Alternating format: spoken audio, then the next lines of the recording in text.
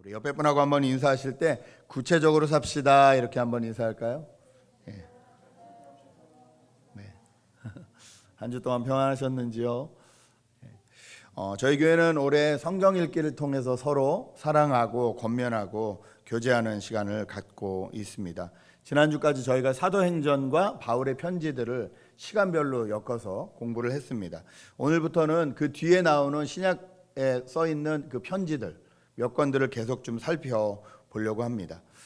이 말씀을 보면서 저희가 어떻게 적용을 해야 될지 한번 고민을 같이 했으면 좋겠습니다. 여러분 혹시 그 가족 때문에 조금 곤란하거나 어려운 일을 당하신 경험이 있으신지요? 아마 적어도 한두 번씩은 다 내가 아닌 가족 멤버들 때문에 곤란하고 이런 좀 어려움을 겪으신 적이 있으실 겁니다. 혹시 없다면 잘 생각하셔야 됩니다. 내가 그 중심 인물일지도 모릅니다. 그렇죠? 나는 아무렇지도 않은데 그럼 혹시 내가 제가 그러기가 쉬운데 저희 집에서 오늘 저희가 읽은 이 야고보서 공부하고 있는 야고보서는요 야고보라는 인물이 있었습니다. 근데 성경에 야고보라는 인물이 여러 나옵니다. 예수님 제자도 야고보고요. 예수님 제자 중에서도 예수님과 친척 관계에 있던 사람도 야고보입니다. 사도 요한의 형제죠. 그리고 오늘 이 기록을 쓴 이 야고보서 편지를 쓴 사람은 예수님의 친동생입니다. 그러니까 예수님의 친동생 야고보. 여러분 갑자기 어느 날 30살까지 같이 지낸 형이 내가 메시아다. 그리고 집을 나가셨어요. 그리고 돌아다니시면서 사람들에게 말씀도 전하시고 하시는데 사람들이 막 모여들어요. 얼마나 바쁜지 집에 올 시간도 없어서 어머니와 야고보가 형제들이 예수님을 만나러 가야 될 정도였어요. 예수님을 만나러 가니까 예수님이 그 자리에서 어서 오세요라고 했나요? 누가 내 형제뇨? 누가 내 가족이뇨? 얼마나 힘이 들고 어려웠을까요? 게다가 그 당시를 살고 있는 기득권자라고 말하는 종교 지도자들이나 바리새인들이나 제사장이나 또 로마가 다스리는 나라니까 로마의 군인들이나 이런 사람들과 우리 형님의 무리들은 친하지 않아요. 가는 곳곳 부딪힘을 일으키고 어려움을 일으키고 분쟁이 일어나는 한 중앙에 서 있어요. 우리 가족 중에 인물이 그런 인물이라면 주변 사람들의 마음이 얼마나 힘이 들까요? 그런데 어느 날 그 형님이 십자가에 달려서 하나님을 모독했다는 죄로 돌아가십니다. 야고보는 이 광경을 바라보며 어떤 심정이었을까요? 여러분 성경을 읽을 때 저희가 그 성경의 인물에 대해서 조금 고민해 보는 것은 성경을 저희에게 좀 더 입체적으로 읽어지게 만들어 줍니다. 다른 성경에 의하면 야고보는 처음부터 예수님을 따라다녔던 사람은 아닙니다. 그런데 예수님을 만나는 기록이 나와 있습니다. 그것은 예수님이 부활하신 뒤에 예수님이 야고보를 만나 주었기 때문에 그렇습니다. 부활하신 예수님을 만난 뒤 야고보는 이제는 내 형님 예수가 아니라 이 땅을 구원하러 오신 그 구약 성경에 약속되어 있는 그 메시아 예수이심을 이해하고 받아들입니다. 그리고 그 사건으로부터 시작해서 야고보가 성장하기 시작하는데 어디까지 성장하냐면 그 유명한 예루살렘 교회에 베드로와 함께 교회를 지키는 리더로 자라게 됩니다.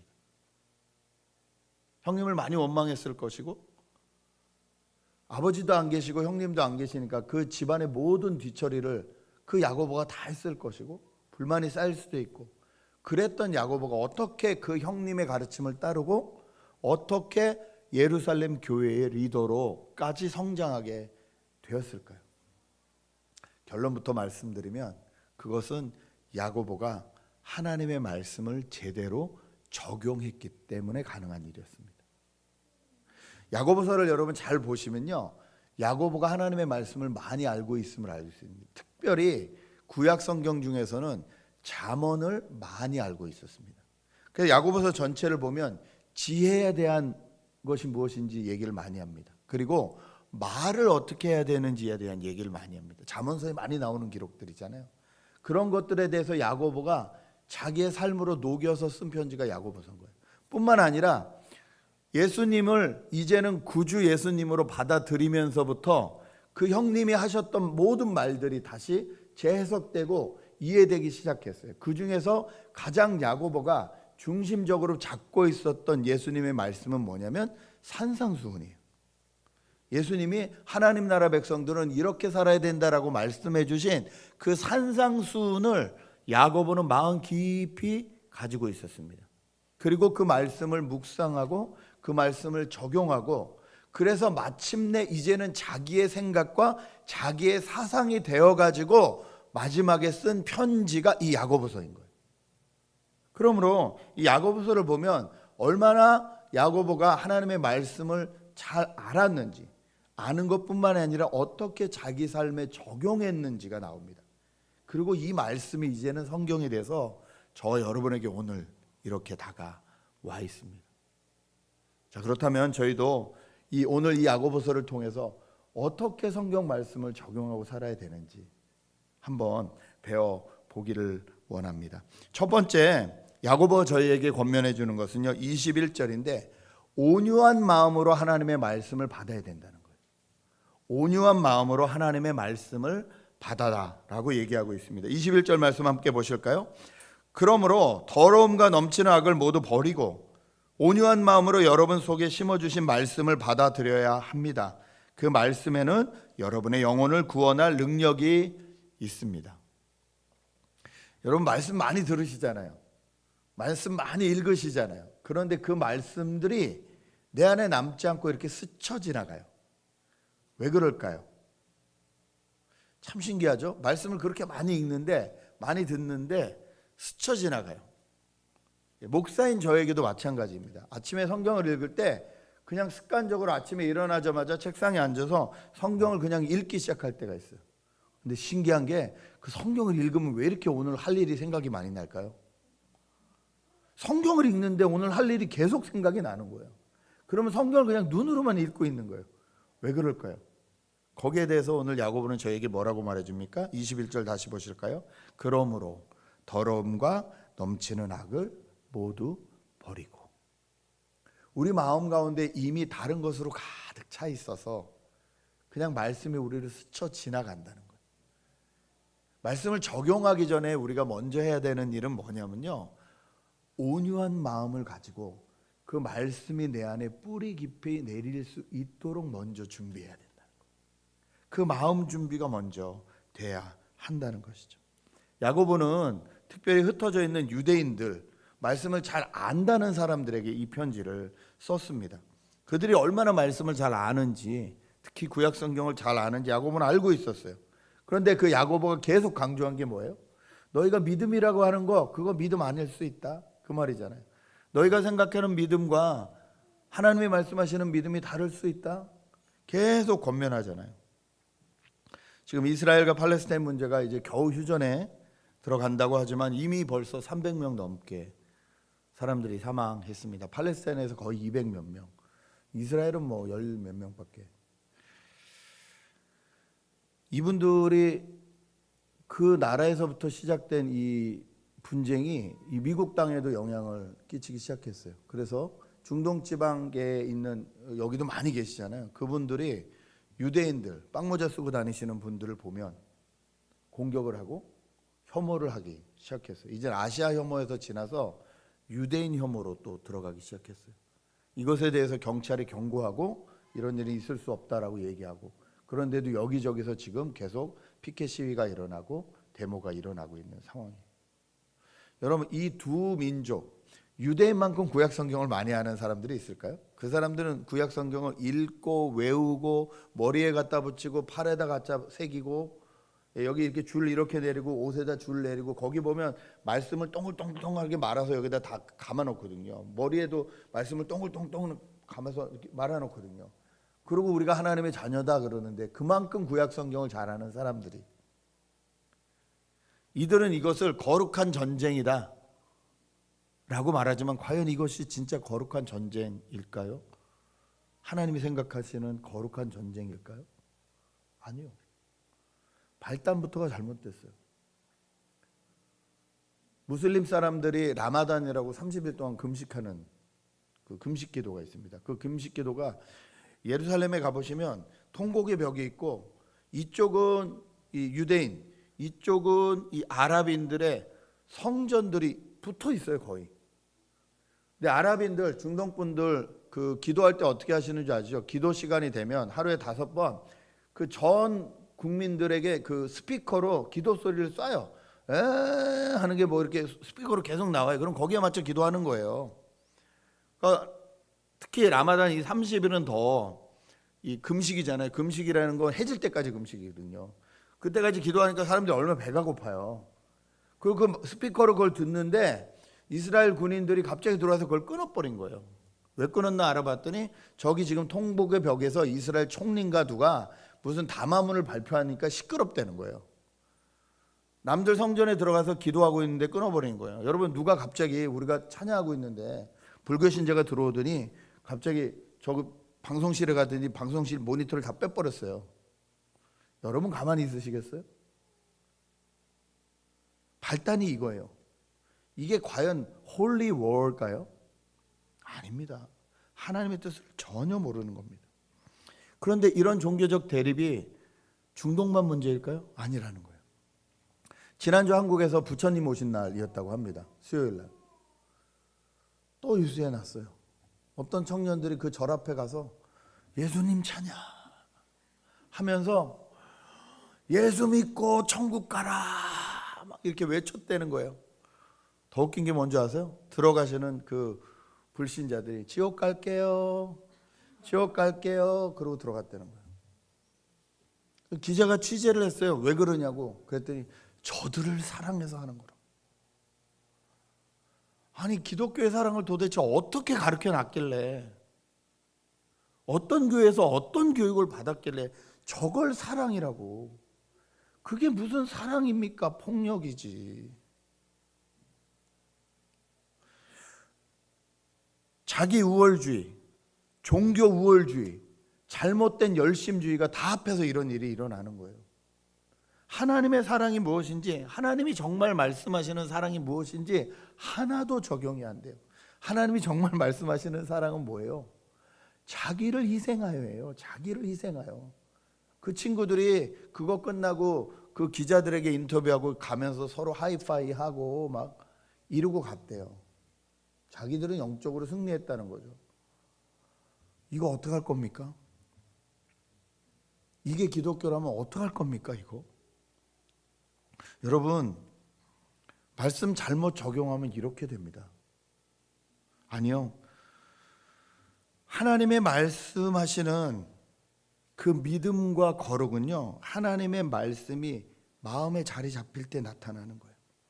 하나님의 말씀대로 살려면 먼저 그 말씀이 내 온유한 마음 가운데 심겨져야 돼요. 우월주의를 주장할 것 같으면 예수님이 왜 십자가에 달려 돌아가십니까? 너무 오해하고 있어요. 기독교는 높아지라는 게 아니에요. 낮아지라는 거예요. 너 잘되라는 게 아니에요. 남을 위해서 널 희생하라는 거예요. 그걸 희생이라고 생각한다면 정말 큰일이 나는 거죠. 저희도 성경 읽기를 하고 있는데 한 형제가 교회 성경 읽기 방에 이렇게 올려주셨어요. 말씀이 너무 찔려서 오늘은 적용하는 것 정도가 아니라 읽는 것 자체가 힘이 들다고. 저는 그 말 보고 너무 감사했어요. 아, 말씀이 제대로 심기고 있구나. 여러분, 축복받아라, 자녀가 잘 된다, 건강할 것이다, 이런 말씀 안 좋아하는 사람 어디 있습니까? 그러나 성경은 그 말씀만 얘기하고 있지 않다는 거예요. 교훈과 책망과 바르게 함과 의로 교육하기에 유익하다고 했어요.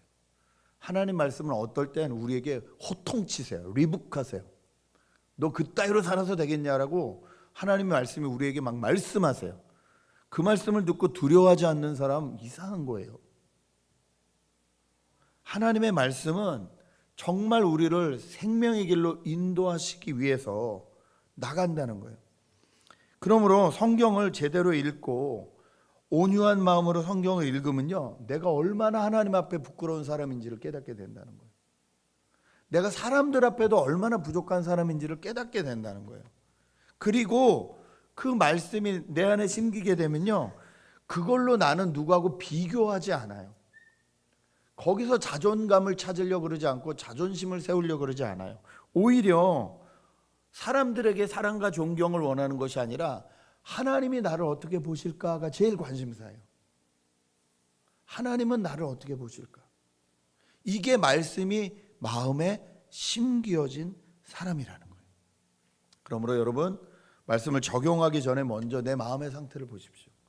나는 온유한 마음으로 하나님의 말씀을 들을 준비가 되어 있나? 이게 너무 중요합니다. 두 번째, 말씀을 행하기 위해서 읽어야 된다는 거예요. 말씀을 말씀만으로 읽으면 안 된다는 거예요. 많은 분들이 처음에 성경을 읽을 때 오늘 나 말씀 읽었어, 만족감이 있어요. 너무 좋은 일이죠. 그런데 거기서 끝.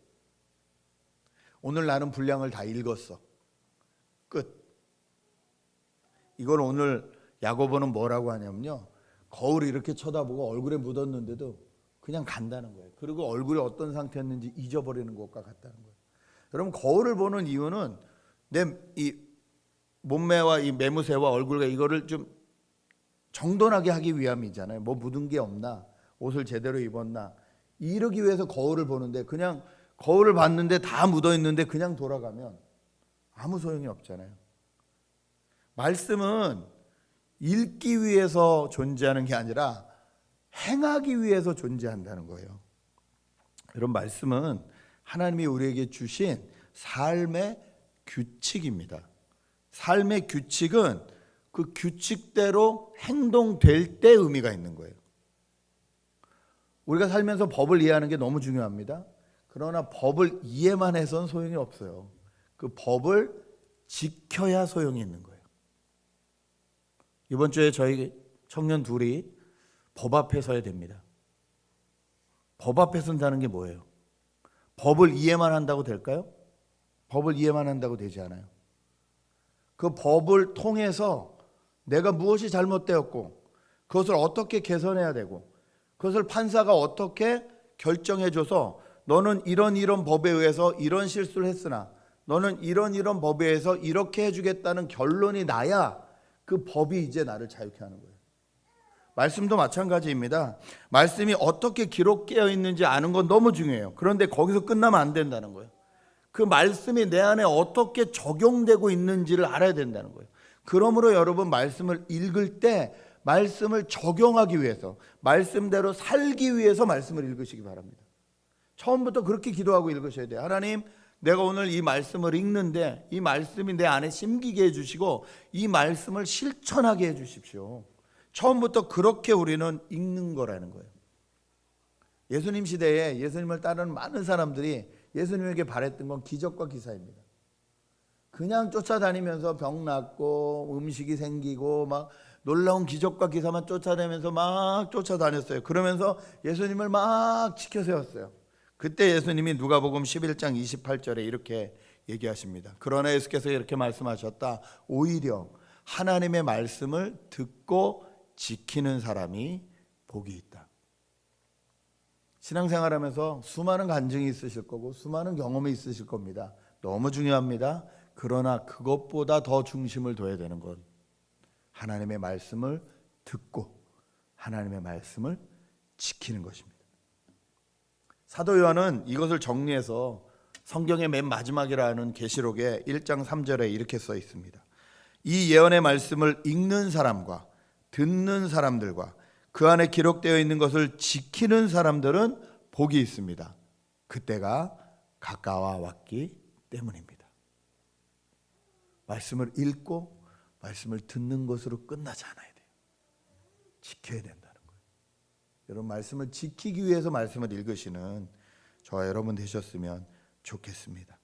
마지막으로요, 이 말씀을 내가 구체적으로 적용하고 있는지를 봐야 된다는 거예요. 25절에서 27절 보십시오. 같이 한 번 더 읽을까요? 25절부터 읽습니다. 시작.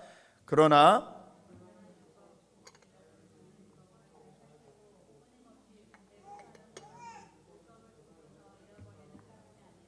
그것을 실행하는 사람인 것입니다. 이런 사람은 그가 행한 일에 복을 받을 것입니다. 누가 스스로 경건하도 생각하면서도 혀를 다스리지 않고 자기 마음을 속이면 이 사람의 신앙은 헛된 것입니다. 하나님 아버지께서 보시기에 깨끗하고 흠이 없는 경건은 고난을 겪고 있는 고아들과 과부들을 돌보아 주며 자기를 지켜서 새 속에 물들지 않게 하는 것입니다. 아멘. 말씀이 잘 적용이 되지 않는 이유는요, 구체적이지 않기 때문이라는 거예요. 그러면서 오늘 야고보는 이 완전한 말씀, 자유를 주는 말씀이라는 표현을 25절에 하는데, 이 완전하다, 컴플리트하다, 퍼펙트하다라는 단어를 야고보는 7번이나 이 편지에서 계속 쓰고 있어요. 그러니까 야고보에게 너무 중요한 거예요. 그런데 이 야고보가 말하는 완전함이 뭐냐? 말씀이 실천될 때 완전해진다는 거예요. 여러분, 야고보서 하면 딱 한마디로 정리할 수 있는 거 여러분 많이 들으신 거 있죠? 뭐는 뭐다? 야고보서 읽으면 한마디로 많이 들으셨잖아요. 뭐뭐가 없는 믿음은 어떤 믿음이다? 행함이 없는 믿음은 죽은 믿음이다. 이게 야고보가 말하는 논지잖아요. 왜 야고보가 이런 결론을 내리냐고요? 말씀에 적용이 없는 건 아무 믿음이 아니라는 거예요. 믿음은 예수 그리스도를 믿는 믿음, 로마서에서 말하는 이 믿음과 함께 동전의 양면처럼 그 믿음대로 행하는 행실이 있을 때 완전해진다는 거예요. 믿음은 내가 예수 믿습니다 라고 끝나지 않는다는 거예요. 그 믿음에 합한 행위가 있을 때 완전한 믿음이라는 거예요. 완전하다는 단어, 야고보에게 완전하다는 단어는요, 말씀이 실행될 때를 말하는 거예요. 그러면서 오늘 완전하게 실행되는 하나님의 말씀이 뭐냐라고 얘기하면서 구체적인 예를 들어요. 그게 뭐예요? 경건하다고 생각하면서 혀를 다스리지 않고 마음을 속이는 사람은 가짜다, 이렇게 얘기하는 거예요. 그럼 또 누가 이렇게 생각할 수 있죠. 아유, 하나님 원래 저는 경건하지 않아요, 처음부터. 근데 그렇게 얘기하면 안 돼요. 왜냐하면 여기서 말하는 경건은요, 여러분이 그냥 관념적으로 갖고 있는 뭐 이렇게 좀 거룩하게 옷을 입고 깨끗하게 조용하게 이렇게 있는 걸 경건이라고 말하지 않아요. 성경이 말하는 경건은 뭐예요? 하나님을 두려워하는 거예요. 성경이 말하는 경건은 하나님을 두려워하는 거예요. 하나님을 두려워하지 않는 사람을 그리스도인이라고 부르지 않아요. 그러므로 여기서 경건은 저에게 선택사항이 아니에요. 필수사항입니다. 뭐라고 하십니까? 하나님을 두려워하면서 혀를 다스리지 않는다는 건 좀 이상하다는 거예요. 그리고 마음을 속인다는 거예요. 네. 이게 자유라고. 뭐 예수 안에서 자유인데 내가 이렇게 말해도 되지 않냐고. 그거 자유 아니라는 거예요. 속고 있다는 거예요. 마음을 속인다는 거예요. 구체적으로 얘기하고 있는 거예요. 뿐만 아니라 그 뒤에 또 하나님이 인정하시는 경건에 대해서 뭐라고 하고 있습니까?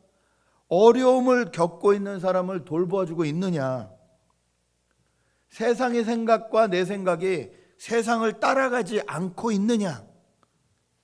이것이 하나님을 두려워하는 것이고 하나님이 생각하는 경건이라는 거예요. 그러면 이 말씀을 듣는 저희는 어떻게 적용이 돼야 될까요? 당연히 내 말은 어떤가?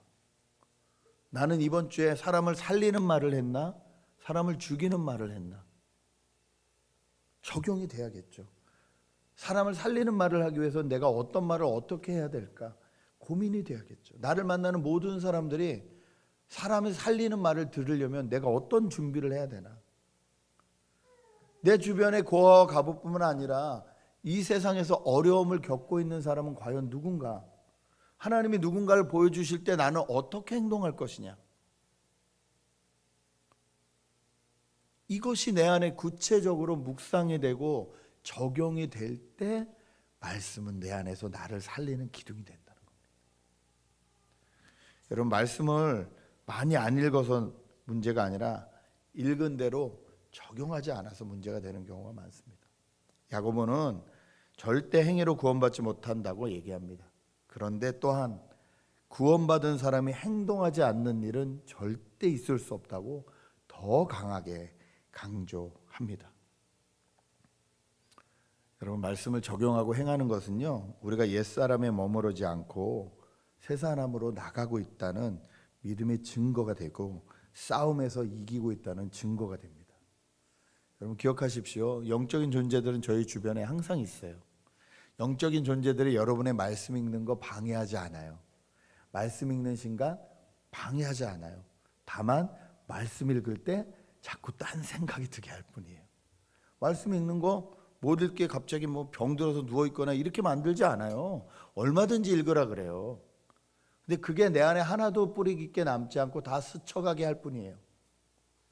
그러면 정신 차려야 된다는 거예요.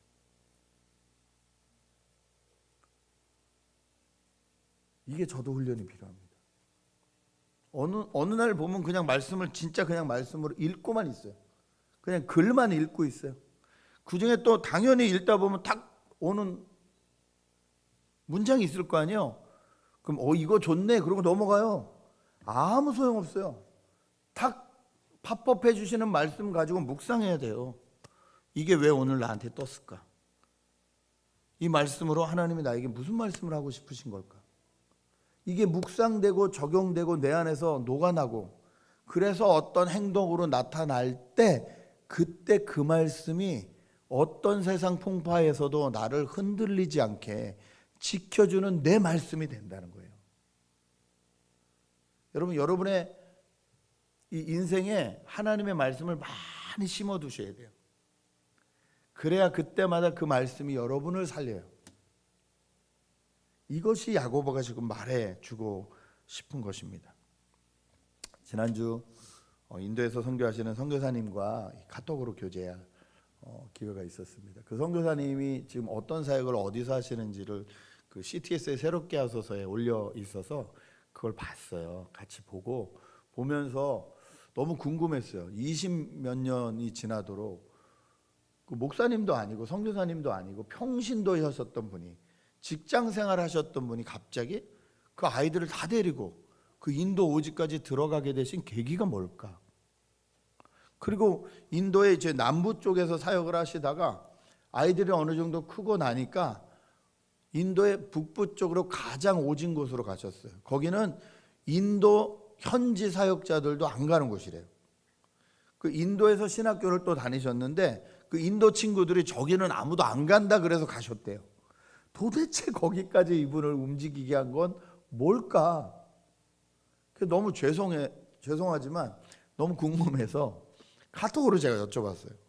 선교사님, 20년이 넘게 그 땅에서 갑자기 한국에서 직장생활 잘 하시다가 그쪽으로 가게 되신 계기를 여쭤봐도 될까요? 그랬더니 선교사님 좀 이렇게 묵뚝뚝 하시거든요. 그 화면을 보니까 묵뚝뚝 하시더라고, 말씀하시는 걸 보니까. 근데 역시 대답이 무뚝뚝하게 오셨어요. 힘든 터널을 지날 때 로마서 1장 6절 말씀으로 인도하셨습니다. 끝. 로마서 1장 6절은 여러분이 직접 찾아 읽으시기 바랍니다. 여러분, 하나님은 사랑하시는 저와 여러분을 하나님의 말씀으로 인도하십니다. 그 말씀이 어떻게 적용되느냐에 따라서 우리의 인생은 달라진다는 거예요. 정말로 말씀을 적용하며 사는 것, 이것이 얼마나 중요한지 모르는데 이 말씀을 하나님 앞에 잘 듣고 마음에 잘 새기고 지키기 위해서 읽고 그리고 구체적으로 적용하는 저와 여러분 되셨으면 좋겠습니다. 로마서 1장 6절을 열심히 찾아 읽으시는 것 같은데 도대체 이 말씀에 왜 이런 생각이 드실걸요? 이건 누구에게나 하실 수 있는 말씀 아닌가? 근데 도대체 이 말씀을 왜? 그걸 들을 기회가 분명히 있을 줄 압니다. 우리 경민자매 부모님 이야기예요. 제가 한번 오셔야죠 그랬더니 목사님이 오셔야죠 그래서 네 그랬어요. 지금 거기서 못 오시는 상황이니까 언제 한번 교제했으면 좋겠습니다. 그래서 목사님 오시죠 그러시길래 선교사님이 오시라는데 가야죠. 당연히 가야죠. 저희가 가야죠. 별로 안 걸리는데 한 이틀 걸린대요. 비행기 타고 열몇 시간 가서 또 비행기 갈아타고 한 8시간 가서 차로 한 또 열몇 시간 가서 뭐 이렇게 가면 한 이틀이면 간대요. 가실 분. 지금부터 기도하시고 저와 같이 하셨으면 좋겠습니다. 여러분 기억합시다. 하나님은 말씀을 저에게 허락하세요. 세상 사람들의 위로보다 더 강력한 건요, 그 하나님의 말씀이에요. 그 말씀이 내 마음에 잘 심기도록 기도하시는 저와 여러분 되셨으면 좋겠습니다. 말씀을 읽을 때부터 하나님, 이 말씀을 행동하기 위해서 읽겠습니다. 주님, 제가 행동할 수 있게 도와주세요. 그리고 구체적으로 적용할 수 있게 도와주세요. 그렇게 기도하시는 저와 여러분 되시길 주님의 이름으로 축복합니다. 시간에 같이 한번 기도할 때 이렇게 기도했으면 좋겠습니다. 하나님, 제가 오늘 말씀을 잘 심기지 못하고 있는 부분은 어떤 부분일까요? 하나님, 내가 실천해야 될 말씀은 어떤 부분일까요? 구체적으로 적용해야 될 말씀은 무엇일까요? 내가 돌봐야 될 고난받고 있는 사람은 누구일까요? 내가 세상의 기준으로 판단하지 말아야 될 것은 무엇이며 내가 싸워야 될 영적 싸움은 무엇일까요? 라고 하나님 앞에 한번 같이 질문하시고 기도하시는 저와 여러분 되셨으면 좋겠습니다. 함께 기도하시겠습니다. 아버지 하나님, 은혜를 감사합니다. 하나님,